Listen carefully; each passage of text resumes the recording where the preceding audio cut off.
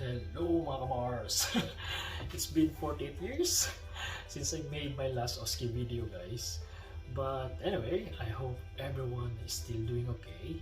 And I know this pandemic really caused a lot of delays in our plans to come here in UK. But sige lang, no? I hope you still focus on your dream to come here. And siguro, since it's the start of the year, I'm just gonna have a quick recap on some of the questions, guys, that you've sent me before, and sorry for the delays of answering. Is OSCE cancelled because of the current lockdown? Yes, it was before. Yeah, so it was cancelled or delayed for 3 months since March last year up until June. So there were no OSCE exam across the 3 test centers. So in Ulster, in Northampton, and in Oxford Brookes. But then, on the 3rd week of July, it was resumed. And up until now, question number 2. Is the new rule have been implemented in OSCE? No, not yet. So we're still having the 6 stations. So it includes, of course, your assessment, planning, implementation, and evaluation, and the 2 skills that you have to perform, excluding, of course, the 5 minutes preparation time before you commence your scenario. Although there's an update with the time regarding assessment, because before you have to do it in 15 minutes, but now you have to do it in 12 minutes. Yeah. So question number 3. So how will I be assessed in OSCE?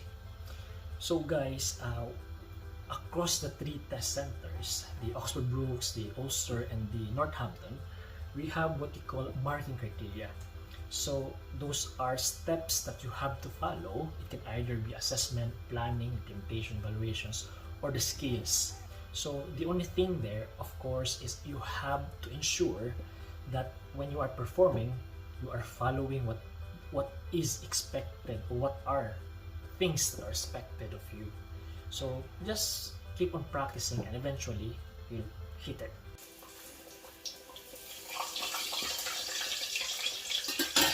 Question number 4. Can I choose my test center? Because I've heard Oxford Brookes is hard. I'm sorry, guys, but it's a no. No. Most often, guys, your trust or your employer have already their preferred test center that can accommodate their overseas nurses to take their OSCE. However, if they cannot, of course, they will try to resort to other test centers. Oh Mars, how about how do trust support their overseas nurses before taking their OSCE?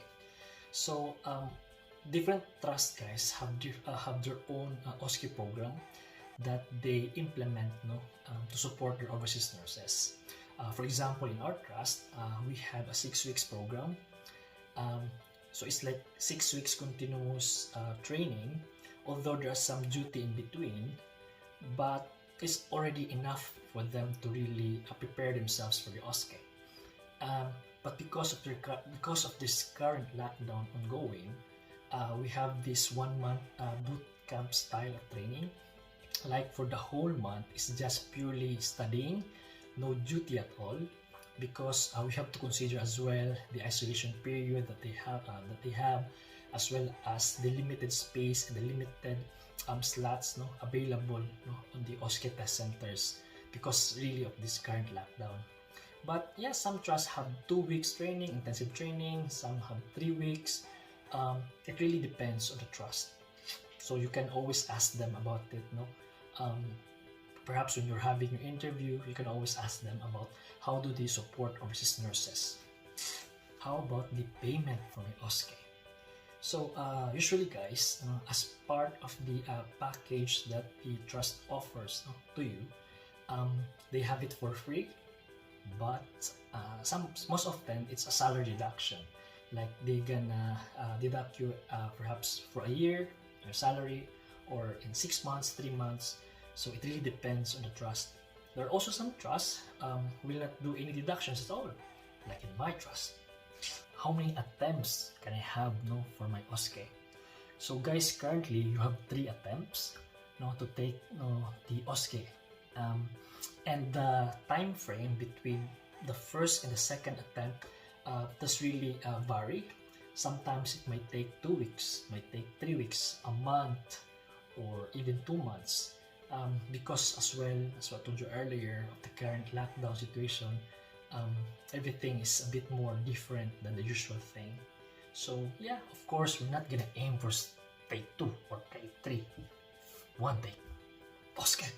But if you have special needs, for example, you have problems with speaking, you stutter, or you have problems with your general health, you are diabetic, or you are pregnant, of course, you need to inform your test center in advance so that they can support you.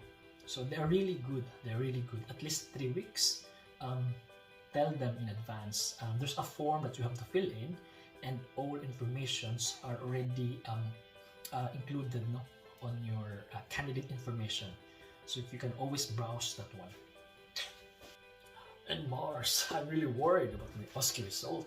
How long will I wait for it? So most often guys, on average, within 5 working days, your result should be in already.